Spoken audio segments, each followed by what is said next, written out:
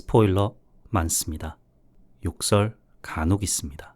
청취에 주의하시길 바랍니다.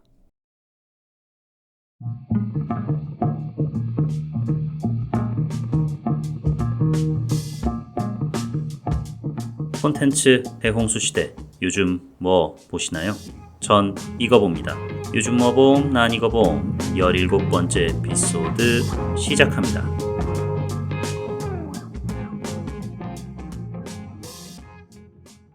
안녕하세요. 요즘 뭐 봄, 난 이거 봄, 요봄 난 봄의 진행자 롤린스입니다. 오늘 넷플릭스 원피스에 대해서 얘기를 나눠볼 시간인데, 넷플릭스 오리지널 영화 몇 작품도 곁들여 봤습니다. 제니퍼 로페즈 주연의 아틀라스, 니콜 키드먼, 잭 에프론, 조이킹 주연의 가족이라서 다행입니다. 그리고 에디 머피 주연의 비버리 힐스 캅, XLF 이렇게 3편을 봤는데요. 사실 이 작품 중 하나를 팟캐스트에서 다뤄보려고 했습니다. 그럴 의도로 관람을 하기도 했고요. 그런데 딱히 할 얘기가 없는 작품들인 것 같더라고요. 제 능력이 부족해서 할 얘기를 못 끌어내는 것도 없지 않아 있겠습니다만, 영화 자체들이 좀 너무 밍숭맹숭하더라고요. 별점을 미리 다 공유를 해드리자면 다 2.5입니다. 굳이 시간 내서 볼 필요까지는 없는데 킬링타임용으로는 크게 나쁘진 않다? 이렇게 생각을 합니다. 만약 팟캐스트로 다뤘어도 조회수가 괜찮을까 싶더라고요. 아무래도 극장에 걸린 상업영화를 더 많이 선호하시는 경향이 있고, 넷플릭스 작품 중에서도 한국 오리지널을 많이들 보시니까 짤막하게 얘기를 좀 나눠보자면, 아틀라스 같은 경우는 여러모로 참 제니퍼 로페즈라는 배우가, 그리고 셀러브리티가 얼마나 대단한지 느낄 수 있었는데, 또 한편으로는 제니퍼 로페즈라서 스러운 부분들이 좀 있었어요. 제니퍼 로페즈가 69년생입니다. 네, 55이죠. 그런데 극 중에서 40살 정도로 나와요. 어느 정도 납득 가능하죠. 제니퍼 로페즈 파파라치 사진 보신 적 있나요? 마치 길가에 레인지로버를 봤다면 그 차량은 둘 중 하나다. 정비소로 향하고 있는 차량이거나 정비소에서 방금 전에 나왔거나. 이것처럼 제니퍼 로페즈 파파라치 사진은 죄다 헬스장 가거나 헬스장에서 나오고 있거나 둘 중 하나예요. 그만큼 자기 관리를 정말 빡세게 하거든요. 얼굴은 그래요. 피부과, 성형외과로 어떻게 한다 해도 몸매는 이 나이살 같은 거를 무시 못 하는데, 어우, 대단합니다. 여기서 엄청난 노출 장면이 나온다거나 그러지 않는데, 쫙 달라붙는 이런 수트도 전혀 무리 없이 소화해내는 그녀의 자기 관리에 정말 감탄을 하긴 했는데, 그럼에도 좀 제니퍼 로페즈가 좀 무리한 거 아닌가 싶었던 게, 아틀라스에서 제니퍼 로페즈는 이제 분석관으로 나오거든요. 회사로 치면은 중간 계급 정도에 속한 인물이에요. 자막 때문에 그런지 모르겠지만 본인보다 상사들이 훨씬 좀 많죠. 그리고 그 상사들이 극중에 제니퍼 로페즈가 맡은 역할에 대해서 이러쿵저러쿵 막 얘기를 할 때 제니퍼 로페즈가 막 반박을 하고 이런 장면들이 나오는데, 자막이 다 존댓말로 되어 있으니까 누가 봐도 상사가 더 어려 보이는데 이게 맞나 싶더라고요. 그리고 어린 시절의 트라우마를 극복해내는 이야기라든지, 어린 시절의 트라우마를 극복해내는데 나이 제한이 있는 건 아닙니다만, 이런 얘기를 내일 모레 환갑을 바라보는 배우가 맡기에는 좀 너무 철진한 얘기 아닌가 싶더라고요. 그래서 에밀리 블런트 정도의 나이대의 배우가 맡았더라면 훨씬 더 영화가 와닿았을 텐데, 그런 부분에 있어서는 좀 아쉬움이 컸습니다. 여러모로 영화가 담고 있는 주제의식도 그렇고, 또 액션의 수위도 그렇고요. 전반적으로 딱 한적한 주말에 볼 거 없나 했을 때 넷플릭스 틀었을 때 이 작품을 본다면 썩 나쁘지는 않겠다 싶은 그런 영화였습니다. 그 다음에 가족이라서 다행입니다. 이 작품도 제니퍼 로페즈 얘기와 어느 정도 맞닿아 있어요. 여기서는 이제 67년생 니콜 키드먼이 87년생 잭 에프론이랑 짝짝꿍하는 영화거든요. 그런데 니콜 키드먼도 관리 정말 빡세게 하잖아요. 잭 에프론이랑 20살 차이 정도까지 나 보이진 않아요. 한 10살 정도 차이 나 보입니다. 잭 에프론이 요즘 좀 본인의 이미지를 마초적으로 바꾸려고 해서 아무래도 하이틴 스타였다 보니까 조금 더 그 이미지를 벗어나기 위해서 노력하고 있는 거겠죠. 예전부터 노력을 해왔는데 요즘은 아예 완전히 그냥 마초의 길로 들어선 것 같더라고요. 그래서 몸도 뭐 울그락불그락하고 얼굴도 본인 말로는 집에서 뭐 미끄러져가지고 턱이 깨졌댔나? 그래가지고 턱 수술을 했다고 하는데 턱이 브래드 피트 뺨치는 사각턱이 돼가지고 여러모로 나이가 좀 들어 보여요. 87년생이라는 나이에 비해서 훨씬 더 중후한 매력을 뽐내려고 합니다. 그래서 그 둘이 뭐 완벽한 시너지를 내느냐 그것까진 아니고요. 하지만 두 배우가 협연하는 데 있어서 거슬리는 부분은 없었다. 이게 아무래도 로맨스 영화에서 그랬던 것 같아요. 만약에 제니퍼 로페즈가 이 역할을 맡았다? 그러면 이거는 거의 뭐 에로틱 스릴러가 되죠. 제니퍼 로페즈가 실제로 이런 역할들을 많이 맡았거든요. 옆집 꼬마애가 제니퍼 로페즈한테 홀딱 반해가지고 제니퍼 로페즈도 하필 좀 외로워가지고 그 옆집 꼬마애랑 불장난을 저질렀는데 옆집 꼬마애가 이제 스토킹을 벌인다. 뭐 이런 식의 관능적인 스릴러라든지 치정극을 제니퍼 로페즈가 그동안 또 많이 찍어왔고 또 뭐 제니퍼 로페즈는 한때 전 세계를 휩쓸었던 섹시스타였기 때문에 제니퍼 로페즈가 이 영화에 나왔더라면 좀 다른 면모의 재미도 줬을 것 같긴 합니다. 아틀라스에서는 비슷한 연배의 여배우가 자기보다 나이가 좀 어려 보이는 상사를 모시고 있다 보니 이게 맞나 싶은데 여기서는 그냥 아예 대놓고 니콜 키드먼이 그 나이 또래의 엄마로 나와서 딸을 이제 키우는데 그 딸이 모시는 상사인 탑스타와 뭐 짝짝꿍을 한다 뭐 이런 얘기인데 로맨틱 코미디물의 정석을 따른다고 볼 수 있을 것 같습니다. 로맨틱 코미디물의 정석에 슈퍼스타들이 총동원됐다. 이 정도로만 여기시면 될 것 같고요. 또 한편으로는 그 생각을 했어요.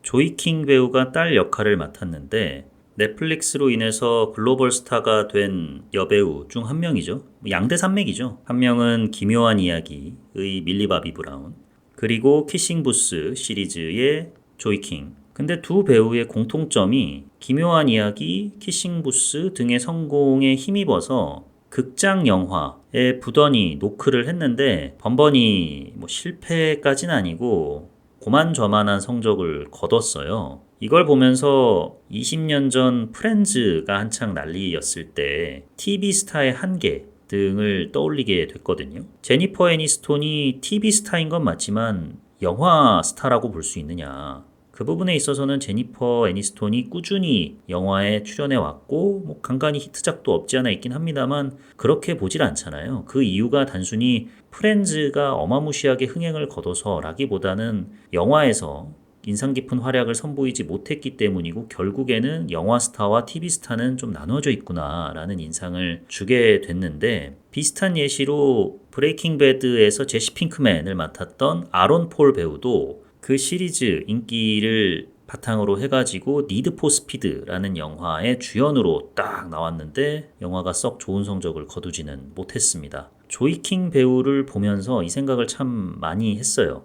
왜냐하면 하필 엄마로 나오는 배우가 니콜 키드먼이어서인데요.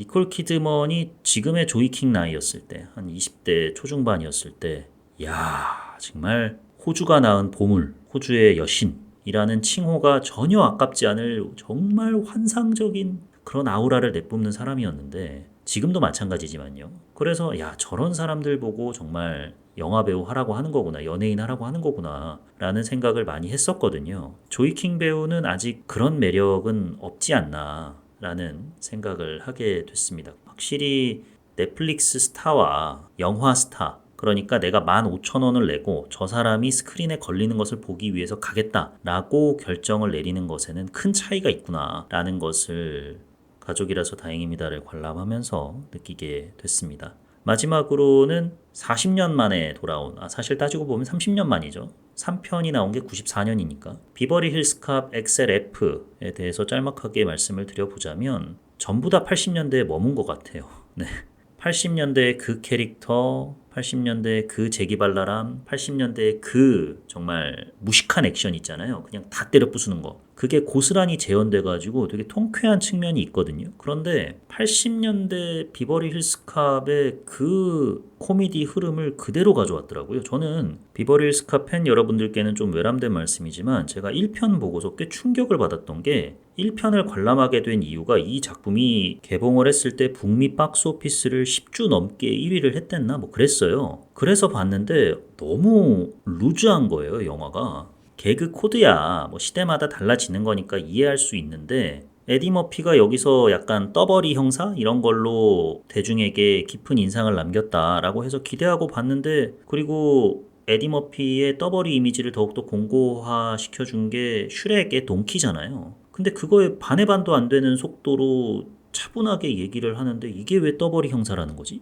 이게 왜 10주 연속 1위? 납득이 안 되는데 싶었거든요. 이번에도 좀 그런 호흡, 루즈한 흐름이 반복이 돼서 액션 장면은 CG를 할 게 없어요. 그냥 다 밀어버립니다. 차로, 트럭으로, 심지어 헬기로 다 밀어버려요. 그래서 야 이거 쩌는데 라는 생각이 들긴 하는데, 호흡은 80년대에 머물러 있고 또 기본적인 줄거리 세팅은 뭐 이거는 40년 만에 돌아온 시리즈니까 어느 정도 이해해 줄 수 있긴 한데, 이미 다이아드 4나 5에서 봤던 내용이라서 가정보다 일이 중요했던 아버지, 그리고 그 아버지와 소원해진 자녀. 근데 이 자녀가 문제가 생겨서 아버지가 출동. 자녀에게 알고 보니 또 연인이 있었고, 그 연인이랑 팀을 이뤄가지고 내 자녀를 구하네 마네 하면서 자녀랑 관계도 회복되고 자녀랑 연인도 사이가 더 공고해지고 뭐 이런 내용 많이 봐가지고 좀 시큰둥하더라고요. 팬들에게 향수를 불러일으키는 것? 그 이상의 매력은 없을 것 같다. 이번 원피스 리뷰하면서 자주 등장할 용어를 미리 쓰자면, 집토끼들에게는 향수를 가져다 주긴 하는데 산토끼를 과연 유입시킬 수 있을까? 신규 팬들을 유입시켜서 비버리 힐스캅이 굳이 에디 머피가 아니더라도 시리즈를 이어나갈 수 있을까 싶으면 좀 의문이거든요. 이 영화를 제작한 제리 브루카이머가 얼마 전에는 탑건으로 큰 성공을 거뒀잖아요.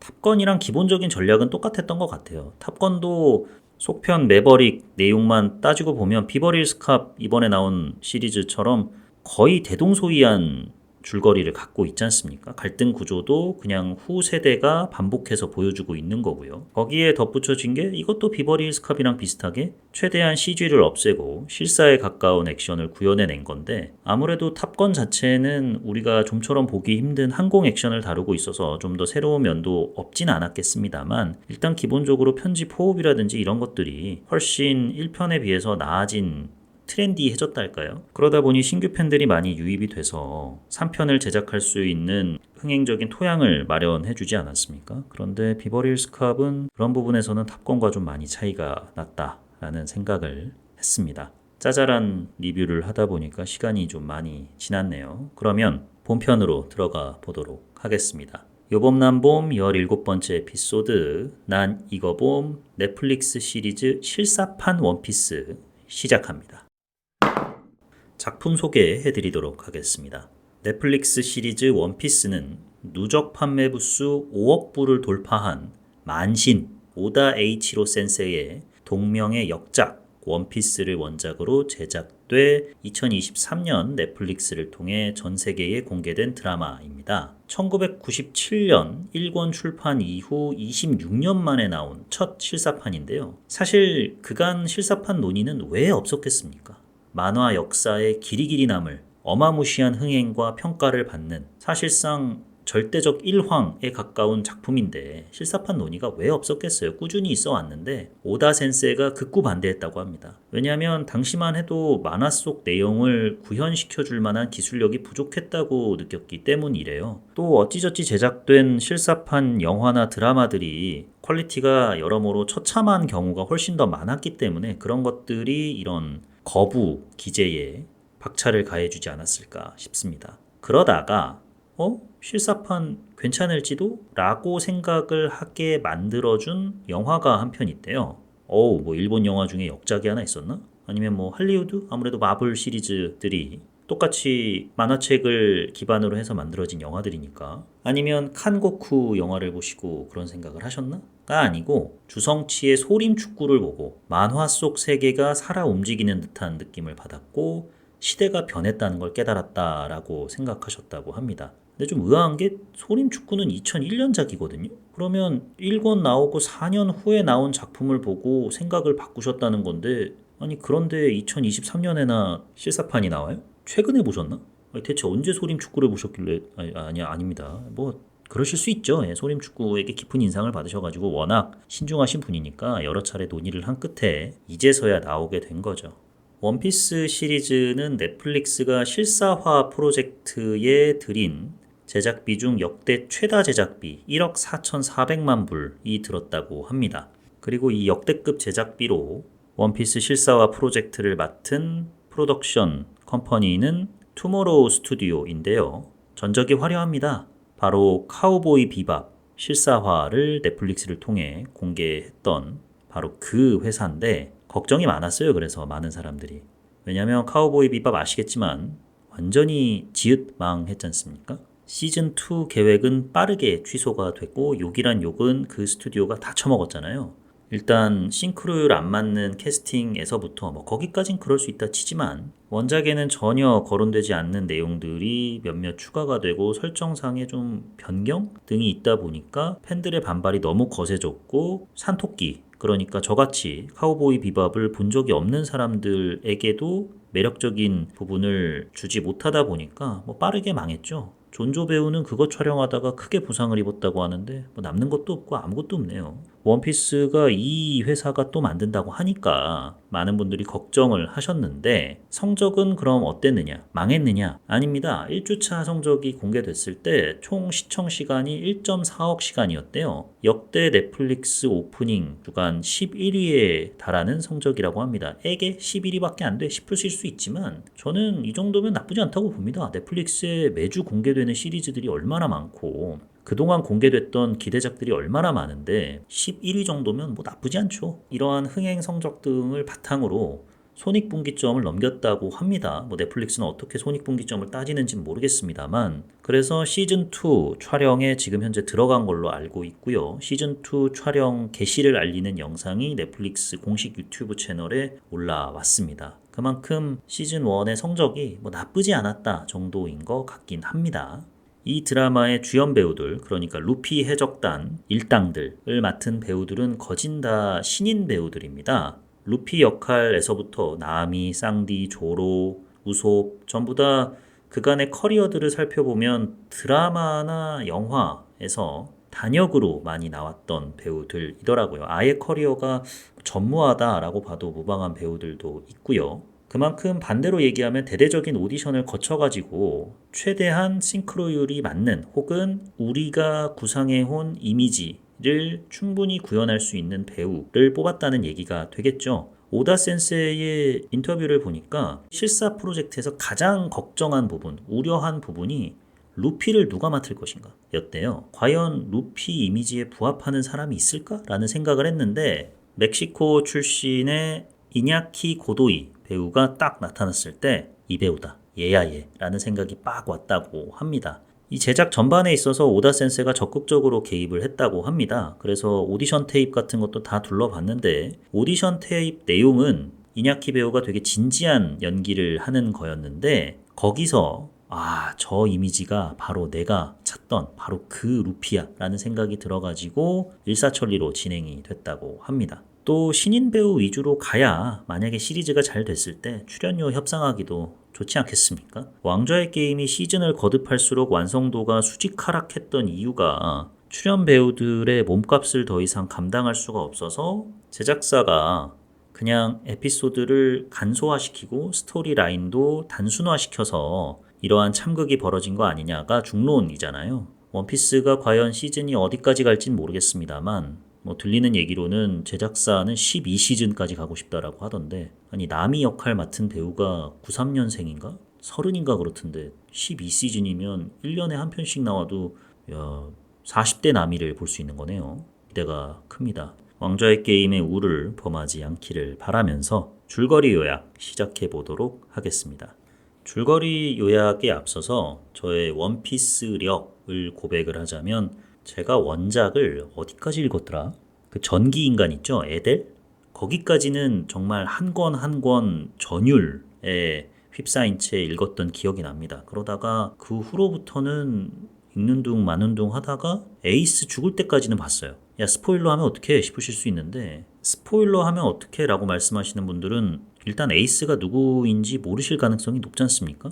그만큼 저보다 아무래도 원피스에 대한 정보가 없으실 텐데 그분들이 과연 이 드라마를 끝까지 보실까? 라는 생각을 전 하면서 봤기 때문에 뭐 에이스, 흰수염도 죽어요. 네. 누군지 모르시죠? 흰수염? 뭐 어찌됐건 전 딱 그 정도의 지식을 갖고 있어서 또 예전에 읽었어요. 그래서 설명을 하는 데 있어서 야 그건 아니지 마. 너 표현이 틀렸어. 그렇게 말하면 안 되지. 너 이 자식 이거 원작 모독이야 라고 생각하실 수 있는데 너른 양해 부탁드립니다. 귀엽게 봐주세요. 예. 그럼 줄거리 요약 제대로 시작해 보도록 하겠습니다. 해적왕 골드로저의 공개 처형식과 함께 드라마는 시작합니다. 세계 정부가 이끄는 해군에게 체포돼 수많은 군중이 보는 앞에서 골드로저는 처형을 당하게 됐는데요. 처형당하기 전에 네가 약탈한 그 수많은 보물들은 다 어디에 있냐는 군중의 물음에 내 보물, 내 명예, 이 세상 전부를 바다에다 두고 왔다. 나아가라. 바다로. 보물은 너희 것이다. 이렇게 외치고 사망을 합니다. 해적의 종말을 고하고자 해적왕을 공개 처형하려 했던 세계정부 바램과 달리 되려 그의 유언 한마디가 대해적 시대를 여는 포문이 됐던 거죠. 그럼 골드로저의 모든 것, 일명 원피스는 어디에 있느냐? 원피스 세계관은 지구의 태평양, 대서양 뭐 이런 것들처럼 4대 양이 있어요. 이스트 블루, 웨스트 블루, 노스 블루, 사우스 블루. 이 4대 양을 수평으로 가르는 항로가 바로 그랜드 라인인데 풍부한 자원과 희귀한 광물이 넘쳐나는 걸로 유명합니다. 그래서 가장 위험하면서 위대한 바다라고 일컬어지는 곳이죠. 한국명은 위대한 항로인데 넷플릭스 시리즈 한글 자막은 그냥 그랜드 라인 영어 표기를 그대로 따라 쓰더라고요. 가장 위험하면서 위대한 바다이니까 원피스가 아무래도 그곳에 있을 것으로 모두가 다 추정을 합니다. 그럼 그랜드 라인까지는 어떻게 가느냐? 그냥 지도 보고 대충 뭐 항해해서 가면 되는 거냐? 그럼 개나 소나 다 그랜드 라인 가고 해군 입장에선 골치 아팠겠죠. 그래서 그 지도를 해군이 보관하고 있습니다. 이번 시즌의 주 무대가 되는 이스트블루에서는 해군 제153지부에서 그랜드라인으로 가는 지도를 보관하고 있는데요. 우리의 주인공 몽키 D. 루피도 원피스를 찾아 해적왕이 되겠다는 포부를 갖고 나룻배 하나 타고 그랜드라인으로 가려고 합니다. 근데 얘한테 지도가 그럼 있을까? 당연히 없죠. 그래서 이래저래 뭐 알게 된 코비라는 애가 있어요. 걔랑 같이 지도를 가지러 153지부로 향합니다.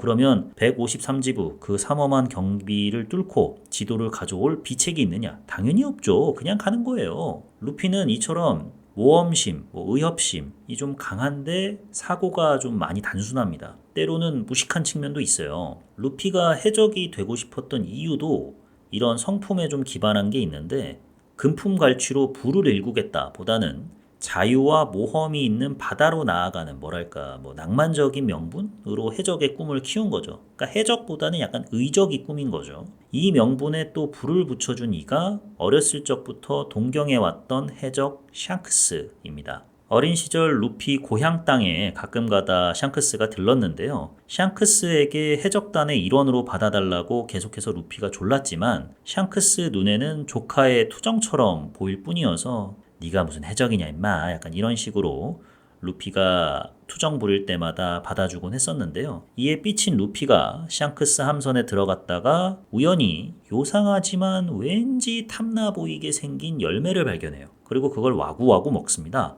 이 열매가 그 유명한 일명 악마의 열매입니다.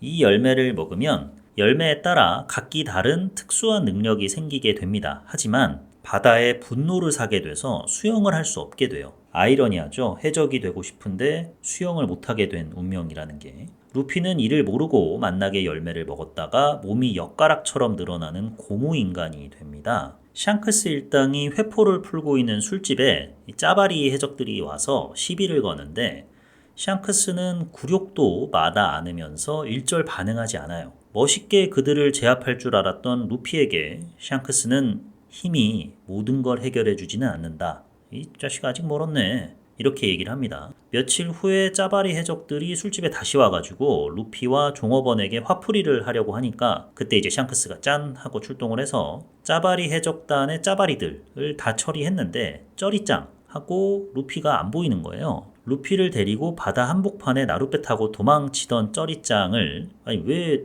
루피를 데리고 도망쳤는지 모르겠지만 여튼 이 쩌리짱이 이내 샹크스에게 잡히고 처단 당하죠. 그렇게 육지로 돌아가려고 했는데 거대 사이즈의 뱀장어, 이무기, 수중 이무기가 등장을 합니다. 샹크스와 루피를 잡아먹으려고 하는데 샹크스가 카리스마 눈빛 한번 빡 쏩니다. 그러니까 이제 겁을 먹고 도망가요. 좀 웃기긴 하죠, 말로 하니까. 이게 알고 보면은 패기?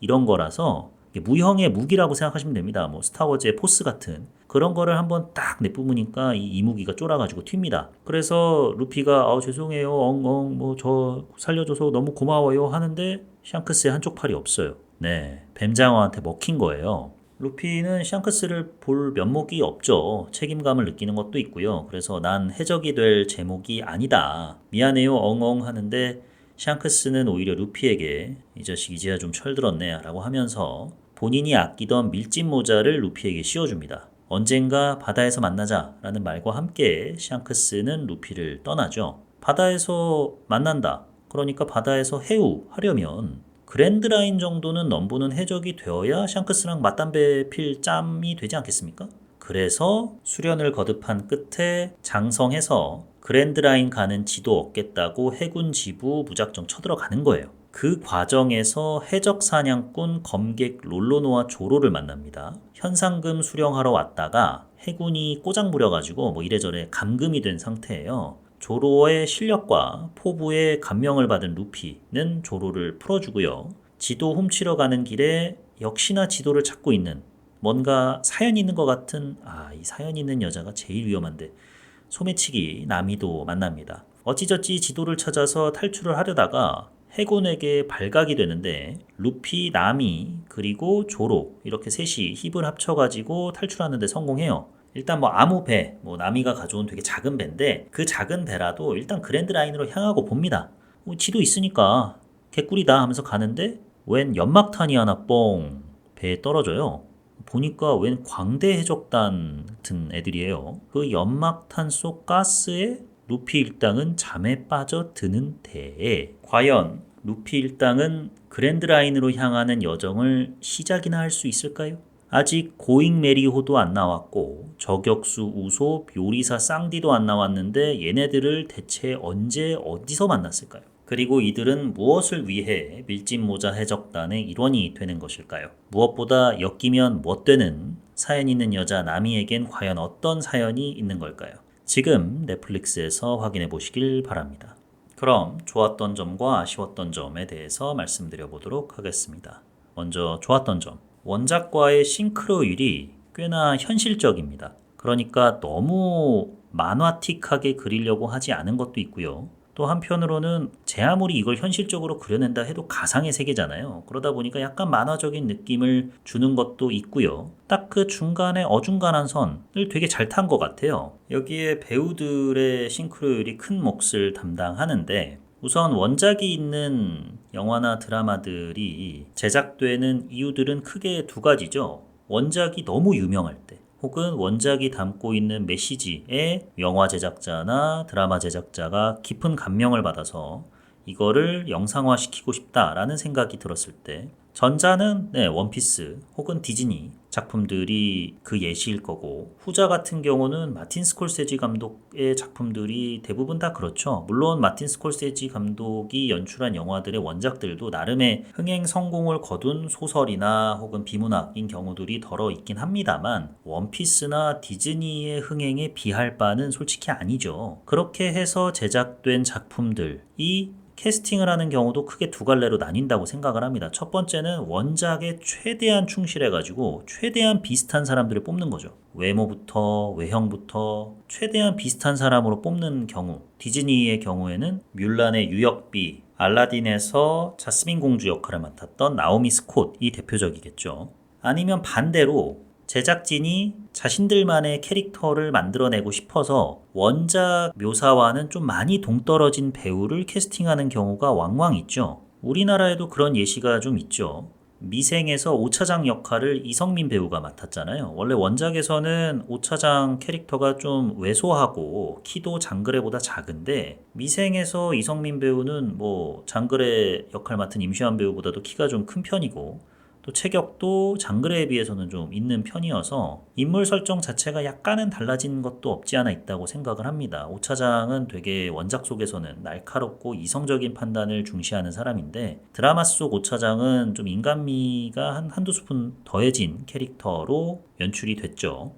그리고 DC 아쿠아맨 원작의 아쿠아맨은 전형적인 푸른 눈의 금발 백인입니다. 그런데 지금 아쿠아맨을 맡고 있는 제이슨 모모아를 떠올려 보시면 일단은 피부도 구릿빛이고요. 눈도 푸르지가 않고요. 금발도 아니에요. 그래서 아쿠아맨 하면은 떠오르는 이미지가 상남자죠. 완벽하게 상남자 캐릭터로 자리매김하지 않습니까? 그거에 있어서 제이슨 모모아 개인의 어떤 이미지가 큰 역할을 차지했는데 이런 식으로 제작진들이 재창조를 하고 싶을 때 이런 경우들이 왕왕 발생을 하죠. 도대체 인어공주는 왜 그랬는지 여기까지만 하고요. 원피스는 일단 되게 유명한 원작을 바탕으로 해서 제작진들이 최대한 싱크로율을 맞추기 위해서 노력한 게 보입니다. 이거에 있어서 투마로우 스튜디오 제작진의 인터뷰를 찾아보니까 카우보이 비밥 때 괜히 지들만의 개똥철학 투여하려고 원작이랑 조금 생김새가 다른 배우들 우주니까 각양각색의 피부톤이 있을 수도 있지 않습니까 해가지고 뽑았다가 대차게 망해본 기억이 좀 선명하게 남아있어서 원피스에서는 무조건 원작 위주로 간다 라는 방침을 정해놨다고 하더라고요.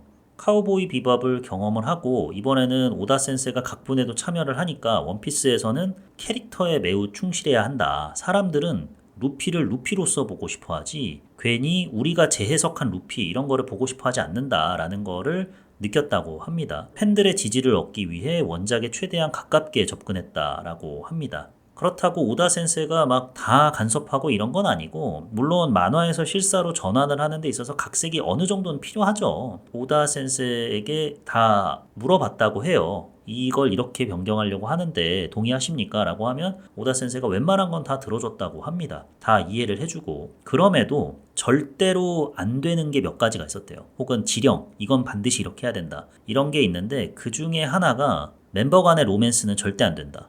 이런 얘기를 하시는 걸 보면 마치 미생 윤태호 작가처럼 윤태호 작가도 왜 미생 드라마화 할 때 원래는 지상파 쪽에서 먼저 연결이 됐는데 안영이와 장그래의 로맨스가 필요하다고 해가지고 결국 거기서 빠그러졌는데 TVN은 우린 그런 거 신경 안 쓰겠다 라고 해가지고 TVN 쪽으로 간 걸로 전 알고 있거든요. 아마 주구장창 남이랑 루피랑 뜨거운 해상 야스신 같은 거 하나 정도 넣어줘야 되지 않겠습니까? 이런 식의 요구들이 있었겠죠. 그래가지고 오다 센세가 절대로 멤버 간의 로맨스는 안 된다라고 천명했다고 합니다. 원작에서 내용이 변경된 부분도 다 체크를 하고 제작진이 촬영한 장면을 오다 센세가 확인을 하고 재촬영을 요청을 하는 등의 소통도 이루어졌다고 해요. 이러다 보니까 아무래도 배우를 또 뽑고 촬영을 하는 데 있어서 싱크로율 측면에서 그렇게 크게 걱정하실 필요가 없을 것 같다. 라는 생각을 합니다. 물론 처음에 딱 등장하자마자 루피가 진짜 루피 같다라는 생각이 안 들어요. 왜냐하면 또 원피스의 작화가 좀 그런 걸 수도 없지 않아 있긴 하겠습니다만 그래도 우리 각자가 떠올리는 루피의 이미지가 있잖아요. 그게 완벽하게 부합한다고 볼 수는 없지만 점차 보면서 저 배우가 맡는 역할이 정말 루피 같다라는 생각이 듭니다. 배우가 열심히 준비한 것도 있겠지만은 의상이랄지 분장이랄지 이런 것들도 큰 몫을 차지하는 것 같아요. 이 말씀을 왜 드리냐면 좀 사용감 있는 의상과 정말 생활감이 느껴지는 분장이랄까요? 이런 것들이 곁들여졌어요. 일본에서 만든 실사판 애니메이션 영화 이런 걸 보면은 만약에 극 중에 주인공이 금발이다라고 하면 완전 센노란 금발이고 조로 같은 초록색 머리 색깔이다라고 하면 수어사이드 스쿼드의 자레드 레토가 맡았던 조커보다 더 초록색인 머리로 칠해놨을 겁니다. 걔네들은 늘 그래왔으니까. 이런 것들이 훨씬 더 이질감을 자아내거든요. 대표적인 경우가 강철의 연금술사, 은혼, 도쿄 리벤저스, 독수리 요영제 그냥 포스터만 봐도 뭐야? 약간 이거 코스튬 쇼야? 라는 생각이 바로 들어요. 그런데 이 작품에서는 그런 느낌이 그렇게까지 크게는 안 듭니다. 그 부분이 참 다행이라는 생각을 하면서 보게 됐고요. 끔찍한 상상을 해봤어요. 이걸 만약에 일본에서 만들었다면 일본에서 만들려는 시도가 많았겠죠. 그런데 저는 일본에서 만든 실사화의 가장 큰 패착 중에 하나가 뭐 일본에서 만드니까 어쩔 수 없는 거긴 한데 전부 다 일본인 배우들이 나온다는 거예요. 이게 무슨 말씀이냐면 아니 누가 봐도 배경이 바로크 양식이고 그 원작 속 배역들의 외모가 지극히 서구적인데 그걸 전부 다 일본 배우들이 하고 염색으로만 퉁치려고 하고 기괴한 분장 같은 걸 하니까 몰입이 안 되는 거죠. 딱 봐도 이 세계관은 다인종 세계관인데 전부 다 일본인들이 그걸 하고 앉아 있으니 어색한 거예요. 그래서 저는 정말 넷플릭스가 이거 만들길 다행이다. 어차피 만들어질 운명이었던 작품이니만큼 차라리 만들 거면 미국이 만드는 게 뭐 여기저기서 배우 수급하기도 좋고 정말 다행이다라는 생각을 하면서 봤습니다. 일본 만화, 실사화, 영화 중에 그나마 좋은 평가를 받는 작품이 바람의 검심인데 생각을 해보면 바람의 검심이 다루고 있는 내용은 일본 과거 이제 약간 사극 같은 느낌인 거잖아요. 대체 사극. 그러니까 일본을 배경으로 하고 있다 보니 그 배우들이 그 분장을 하고 나오는 게 전혀 이상하지 않아요. 왜냐면 일본을 배경으로 하고 있으니까 몰입감을 해치는 요소가 적은 거죠. 그런데 뭐 진격의 거인, 뭐 독수리 오영재 뭐 이런 것들 보면은 뭐 애들 장난도 아니고 뭐 이런 생각을 하게 되거든요. 또 그 와중에 걔네들은 일본 버전은 옷이 되게 빳빳해요. 방금 만들어가지고 아니 얘네들은 사용감, 현장감 이런 것도 모르나? 그냥 뭐 패션쇼 보는 것 같아. 그러니까 자꾸 이질감만 드는 거죠. 근데 이 작품은 그럴 염려를 하지 않으셔도 된다. 루피 얘기만 좀 했던 것 같은데 저는 루피보다 일단 조로 역할 맡은 배우가 참 인상적이었고요. 너무 잘생겨가지고 깜짝 놀랬고 또 낮게 저음으로 깔면서 틱틱 한마디씩 던지는 그런 캐릭터 연구 또 이 배우가 참 열심히 노력했구나라는 생각을 하게 됐고 그러다 보니 점점 조로처럼 보이는 거죠. 근데 외형만으로 정말 너무 똑같이 생겼다 혹은 너무 닮았다라고 느꼈던 사람은 쌍디입니다. 그 쌍디 특유의 뭐 좀 느끼함 이런 것들을 잘 포착을 한 것 같고 그리고 수트 핏 또 너무 좋고 여러모로 인상적이었습니다. 코비 역할 맡은 배우도 코비라는 캐릭터를 제대로 살려서 묘사를 한 것 같아가지고 인상적이었습니다. 근데 제가 조로 역할 맡은 배우에 대해서 칭찬을 한 것처럼 결국에는 싱크로율은 배우의 외형과 배우의 연기가 합쳐서 만들어진다고 생각을 합니다. 생긴 게 다르긴 하지만 결국에는 그 배우를 조로라고 인식을 하게 만드는 것은 그 배우의 역량이라고 보는데 그만큼 충분한 캐릭터 이해도가 바탕이 되어야겠죠. 그러니까 싱크로율만 무작정 높다고 해서 또 답이 아닌 거죠. 캐릭터에 대한 이해도가 높아야 되는데 제가 생각나는 게 노담의 칸타빌레를 우리나라에서 리메이크한 적이 있어요. KBS에서 네일도 칸타빌레라고 남자 주인공은 주원 배우로 확정이 됐었고 또 괴짜 지휘자 있잖아요.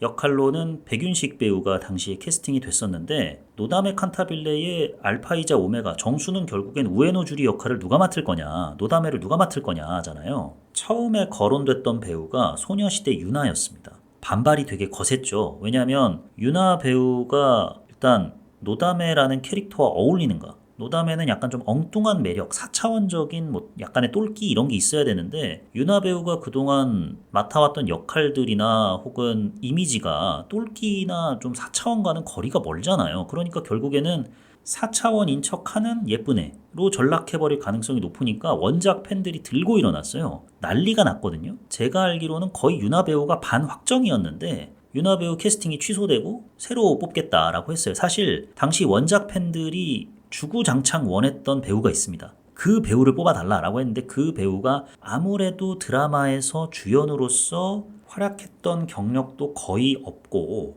또 활약을 뭐 조연으로 했다 한들 그 드라마가 크게 인상적인 성적을 거뒀던 것도 아니었어서 제작진들은 좀 무시했었죠. 그런 반응들을. 그러다가 제작진이 또 꺼내든 카드가 아이유였어요. 뭐 아이유 배우 어느 정도 어울리긴 하죠. 왜냐면 일단 뮤지션이고 뛰어난 뮤지션이니까 노담의 이미지랑 어느 정도 어울리긴 하는데 결국엔 그럼 또 아이유도 약간 4차원 똘끼 있는 그런 척을 하지 않겠느냐. 이거는 고도의 연기력이 필요한데 안 된다. 그 배우 데려와. 이래가지고 결국 아이유도 나가리 되고 결국 그 배우가 왔습니다. 팬들의 원픽 심은경 배우. 그래서 심은경 배우가 캐스팅이 됐어요. 저도 그때 박수 쳤던 기억이 납니다. 드디어 됐구나 하고. 왜냐면 심은경 배우가 가지고 있는 그 매력 4차원적인 캐릭터도 은근히 많이 했었고 사람들이 열광을 했단 말이에요. 그래서 결국에는 드라마를 찍었는데 폭망했죠. 완전 망했습니다. 그때 심은경 배우가 마음의 상처를 정말 많이 입었다 그래요. 근데 그도 그럴 만한 게 드라마 제작진이 처음부터 윤아를 할 거였으면 윤아로 밀고 가든가 그냥 급하게 심은경 배우를 데려다가 쓰니까 심은경 배우도 마음의 준비가 덜 된 상황에서 일단 드라마 각본 자체가 되게 별로였거든요. 드라마가 그냥 너무 형편없었어요. 그 형편없는 드라마를 심은경 배우가 온전히 끌고 가야 되는 역할이다 보니 심은경 배우에게 온갖 욕이 다 쏟아진 거죠. 싱크로율이 너무 높은데 답이 안 된 경우인 거죠. 하지만 이 작품은 배우들이 충분히 아무래도 얼마나 많은 부담감을 안고 있었겠습니까? 전 세계에 소위 말하는 원피스 시어머니들이 얼마나 많겠어요. 얼마나 막중한 책임감을 갖고 이 작품에 임했겠습니까? 그 책임감을 나름 캐릭터에 대한 연구로 승화를 시켜가지고 잘 표현을 해낸 것 같습니다. 그 다음에 좋았던 점은 이거는 원피스 원작에서도 계속해서 나오는 내용이긴 합니다만 이 시리즈에서는 유독 이 부분을 많이 강조하던데 바로 꿈에 대한 얘기입니다. 저는 이게 참 좋았어요. 꿈에 대한 얘기를 지속적으로 강조하는 에피소드를 집어넣고 메시지를 사실 좀 노골적으로 드러내긴 합니다. 근데 소년 만화잖아요. 소년 만화니까 꿈을 강조하는 게 전혀 이상하지 않아요. 인터뷰를 찾아보니까 원피스에서는 그러니까 원작이든 실사판이든 악당들이 쉽게 안 죽습니다. 그러니까 짜바리는 죽어도 보스는 잘 안 죽어요. 보니까 오다 센세이의 지론이 원피스 세계에서 꿈은 매우 중요한 요소다. 죽음보다 더 무서운 것은 꿈을 빼앗기는 것이다. 라고 얘기를 했다고 합니다. 그래서 악당들의 목숨을 걷어간다기보다는 악당들의 꿈을 밀짚모자 일당이 빼앗아가는 거죠.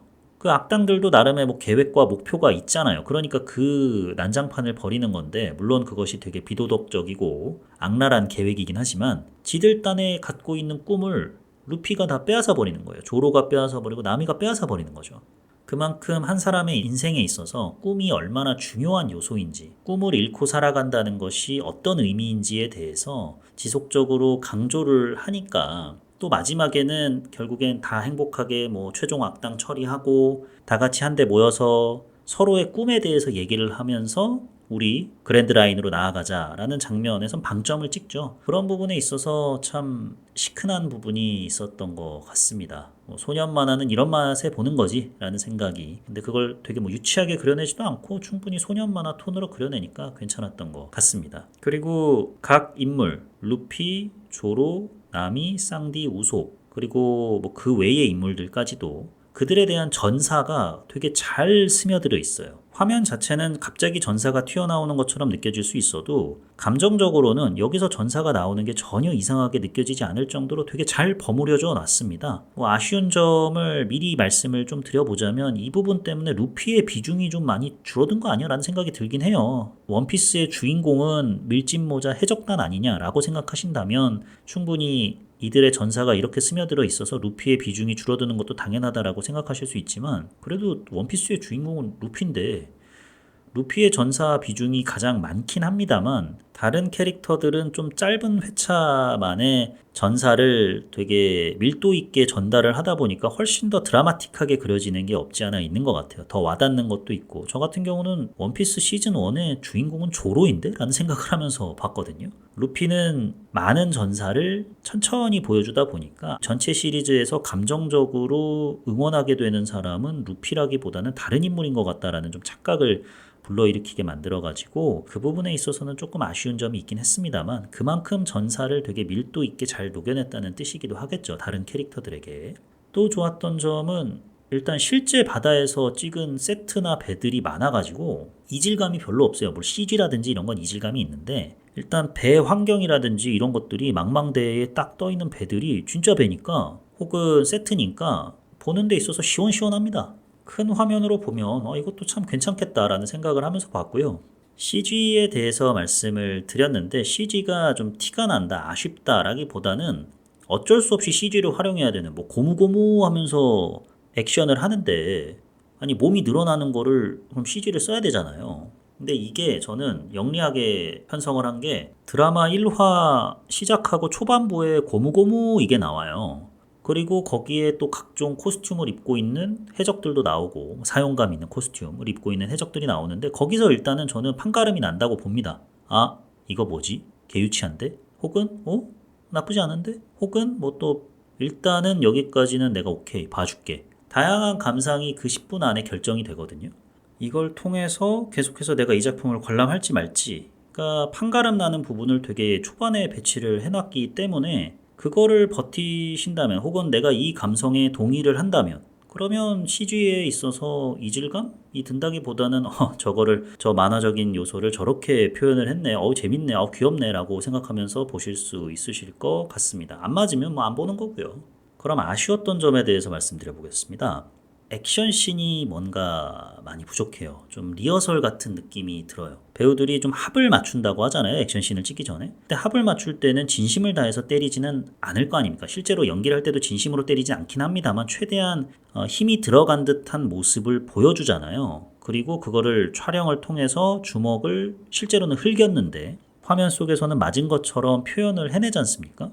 그런데 앞서 언급한 그 샹크스 해적단하고 짜바리 해적단이 싸울 때 뒤에 단역들 싸우는 거 보면요, 진짜 배에다가 발만 살포시 갖다 대는 게 보여요. 그 외에도 좀 액션씬들에 있어서 지나치게 합을 맞춘 듯한 느낌이 뿜뿜하는 장면들이 너무 많거든요. 이 부분에 있어서는 제작진이 좀 촬영 기법이라든지 이런 걸 좀 더 고민을 해봐야겠다라는 생각을 합니다. 시즌이 계속된다면. 또 원작보다 아무래도 그 원작의 정말 너무나도 만화적인 그런 액션들을 다 구현해내긴 힘들긴 하겠습니다만 그럼에도 불구하고 그런 사정을 이해를 함에도 불구하고 약간 하위 호환 같은 느낌을 지울 수가 없었어요. 심지어 시즌 1에서 다루고 있는 내용 혹은 다루고 있는 액션씬 이런 것들은 향후 펼쳐질 액션씬들에 비하면 정말 별것도 아닌데 벌써부터 하위 호환이라는 느낌이 든다고 하면 앞으로 시즌이 거듭될수록 뭐 제작진들 시즌 12까지 하고 싶다는데 그럼 점점 더 하위 호환을 할 수밖에 없는 상황,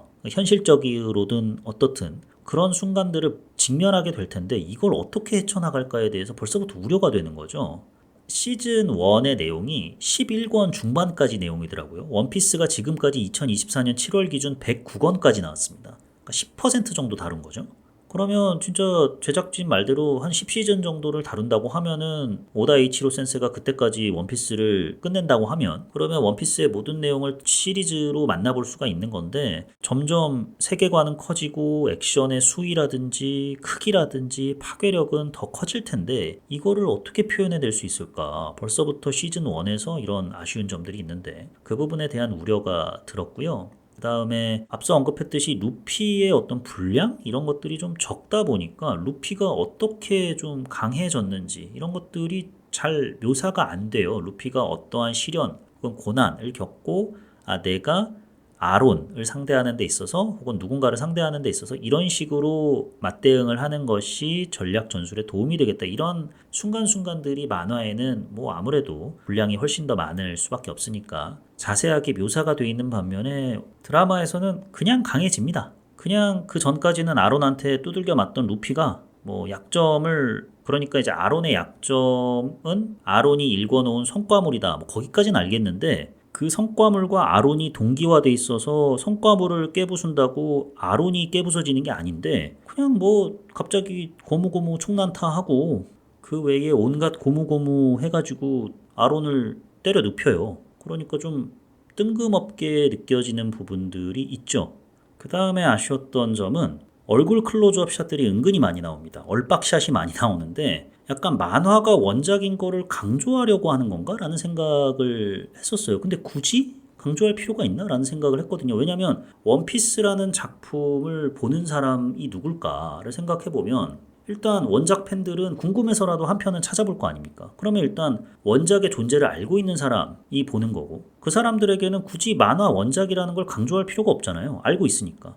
아니면 반대로 만화 원작인 걸 모르는 사람들 실제로 있습니다. 제가 이거 팟캐스트에서 다룰 거다라고 주변 지인들에게 이야기하니까 원피스를 모르는 친구가 있더라고요. 역시 이 세상은 저를 중심으로 돌아가지 않고 유튜브만 저를 중심으로 돌아간다라는 걸 다시금 느꼈는데 이처럼 원피스라는 존재를 모르는 사람들은 넷플릭스에 원피스 실사라는 게 떴을 때 이건 뭐지? 뭐 해적단 얘기인가? 하면서 볼 거 아니에요. 그럼 그 사람들에게 굳이 이거 만화 원작입니다. 어마무시한 만화 원작이에요 라는 걸 강조를 한들 알까? 라는 생각을 하거든요. 그냥 넷플릭스에서 만든 또 다른 시리즈인가 보다라고만 생각을 할 테니까. 근데 왜 이렇게 얼빡샷들이 많이 나오는지 좀 의아했어요. 또 배우들의 경력이 그렇게 많지 않은 경우들이 많다 보니까 얼빡샷이 딱 나왔을 때 감정 표현을 좀 충실히 해내지 못하는 경우도 덜어 있었고, 한편으로는 분장이 심하게 된 캐릭터들, 뭐 아론이 대표적이죠. 혹은 버기. 그런 캐릭터들의 얼빡샷들을 마주하게 되면은 약간의 코웃음이 나온달까요? 그냥 그 캐릭터에 좀 집중을 하려고 해도 아 맞다 이거 실사판이지 라는 생각에 좀 집중력을 깨트리는 부분들이 있어서 얼빡샷들을 좀 시즌2에서는 줄이는 게 좋지 않을까라는 생각을 하게 됐습니다. 마지막으로 아쉬웠던 점은 앞에서 언급한 거랑 좀 맥이 닿는 부분인데요. 이 시리즈가 과연 확장성이 있을까라는 생각을 했어요. 그러니까 저 같은 경우는 딱 중간인 경우잖아요. 원피스의 원작을 어느 정도는 읽어봐서 원피스 그래 한 편이라도 한번 봐볼까 라는 생각을 하는 사람. 그러니까 원피스의 원작 팬으로서 지금까지 나온 원피스 웬만한 거 다 읽었고 그래가지고 원피스의 너무나도 큰 팬이어가지고 이 실사화 프로젝트에 뭐 반신반의한 측면이 없지 않아 있지만 그래도 나왔으니까 한 편은 본다 라고 생각하는 사람들이 있을 거고, 또 반대로는 앞서 언급했듯이 아예 원피스에 대해 모르는 사람들이 있을 거고. 근데 저는 약간 중간 입장인 건데, 기본적으로 원작이 있는 드라마나 영화들이 잘 되려면 집토끼도 잡고 산토끼를 최대한 좀 더 모집을 해가지고 시즌2, 시즌3 혹은 2탄, 3탄 혹은 그 외에 스핀오프를 마련할 수 있는 발판을 쌓고 봐야 된다라고 생각을 하는데, 실사판 원피스가 그런 역할을 수행해냈는가에 있어서는 좀 의문입니다. 왜냐하면 말씀드렸듯이 시즌1 초반부에 이미 결정이 나요. 아예 원피스라는 작품에 대해서 모르는 사람들의 입장에서는 이게 뭐야 라는 생각을 하실 가능성이 높기 때문에 좀 유치해 보여 라고 해서 안 보시게 될 가능성이 높지 않을까? 그러면 결국에는 원작 팬들만을 데리고 가야 되는데, 원작 팬들 입장에서는 일단 실사화 자체에 거부감을 토로하는 사람들이 있고, 그 어떤 실사 버전도 원작 팬을 100% 만족시키기라는 건 쉽지 않잖아요. 실제로 원피스도 그런 평을 듣고 있고. 그래서 과연 이 작품이 확장성이 있는 작품으로 자리매김할 것인가에 대해서는 약간의 의문부호가 달리긴 했습니다. 여기서 말씀드리는 선순환이라는 건 나 원피스라는 거 드라마를 통해서 처음 봤어. 근데 이게 만화도 있다네? 만화 한번 봐볼까? 만화 되게 재밌다. 애니메이션도 있네? 그러면 이거 시즌2 언제 나와? 시즌2 나왔다. 이런 식의 좀 선순환 구조, 다른 것을 좀 찾아보게 만들고 원작을 읽어보게 만드는 그런 마중물로서의 역할을 하고 있다고 볼 수 있는가? 왜냐하면 해리포터 영화가 나왔을 때 해리포터 3편, 4편이 나오기 전에 책부터 읽어보는 친구들이 되게 많았거든요. 그래가지고 극장에 가서 확인을 하는 거죠. 그런데 원피스 시리즈가 향후 어떻게 전개될지 나 너무 궁금해. 그럼 원피스 12권부터 읽어보면 된다는 거지? 이런 식의 여론이 이 작품으로 인해서 생겼는가 하면은 저는 좀 의문이긴 합니다. 앞서 언급했던 이러저러한 이유들 때문에라도요. 근데 원피스는 예외일 수도 있겠다는 생각이 드는 게 5억 부가 팔렸잖아요. 그러면 원작 팬의 절반, 5억 부가 팔렸다는 게 5억 명이 봤다는 건 아니지만 그만큼 어마무시한 파급력을 가지고 있는 시리즈다 보니까 원작 팬만 봐도 일단 이 작품은 성공하는 거고, 원작 팬들의 절반만 봐도 이 작품은 성공하는 겁니다. 그래서 확장성은 없어도 되겠다 원피스는. 시즌 3, 4까지는 모르겠습니다만. 그럼 이 작품에 대한 제 별점과 한 줄 평을 남겨보도록 하겠습니다. 원피스에 대한 제 별점은 3.0 나쁘지 않은데 입니다. 진짜 말 그대로 나쁘지 않아요. 사실 원작이 있는 드라마나 영화에 나쁘지 않은데라는 평은 저는 특히 망가 쪽에서는 상찬이라고 생각합니다. 근데 그렇다고 5.0을 줄 순 없잖아요. 4.0, 5.0을 주기에는 아쉬운 부분도 적지 않고, 드라마 전개상으로만 봐도 좀 띄엄띄엄 좀 급박하게 전개되는 부분도 있고, 앞뒤 맥락이 약간은 지나치게 거세된 부분도 있고, 그러다 보니 3.0을 주게 됐습니다. 다만 여타 실사 프로젝트에 비해서는 월등히 나은, 그것도 원피스라는 정말 독이 든 성배나 마찬가지인 이런 거대 IP를 이 정도로 구현해냈다는 건 제작사 입장에서도 큰 성취를 일궈냈다 봐도 무방하다라는 생각을 하게 됐습니다. 그럼 원피스에 대한 한 줄 평을 남겨보도록 하겠습니다. 집토끼만 잡아도 대박나는 프로젝트의 무난한 출항입니다. 입니다. 문자 그대로입니다. 집토끼만 잡아도 얘는 무조건 대박나게 돼 있어요. 그런데 이 정도로 무난하게 출항을 했다면은 시즌2까지는 좀 탄력을 받은 채 제작이 되고 운영이 되지 않을까라는 기대를 하게 만드는 무난한 시즌1의 출항이었던 것 같습니다. 여기까지가 요즘 뭐 봄, 난 이거 봄 17번째 에피소드 원피스에 대한 내용이었습니다. 다음 에피소드는 변요한 신혜선 주연의 그녀가 죽었다를 다뤄보려고 합니다. 야, 극장에 나온 영화 다뤄야 될 거 아니야, 마. 너 뭐 극장에 볼 거 없다고? 야, 플라이 미 투 더 문도 있고 프렌치 수프도 있고 퍼펙트 데이즈도 있는데 안 가냐? 너? 아니, 그런 거 해야 될 거 아니야? 라고 말씀하실 수 있는데 사실 퍼펙트 데이즈나 프렌치 수프나 플라이 미 투 더 문 박스오피스에서 썩 좋은 성적은 못 거두고 있잖아요. 뭐 그럴만도 하죠. 아무래도 소규모로 개봉을 했으니까. 그런 작품들일수록 조회수도 안 나오더라고요. 예, 패스트 라이브즈랑 악마와의 토크쇼 조회수 볼 때마다 눈물이 앞을 가려서 저는 어디까지나 조회수만 바라보고 돈만 바라보고 팟캐스트 하는 거기 때문에 그녀가 죽었다는 뭐 한국 영화고 100만 넘는 성적을 거뒀고 이제 뭐 IPTV로도 서비스를 하고 있으니까 조회수에 좋은 영향을 끼칠 것 같아서 선정을 하게 됐습니다. 양해 부탁드리고요. 네, 그럼 다음 에피소드 그녀가 죽었다 해서 만나 뵙도록 하겠습니다. 지금까지 요즘 뭐 봄, 난 이거 봄, 요봄 난봄의 진행자 롤린스였습니다. 들어주셔서 대단히 감사합니다.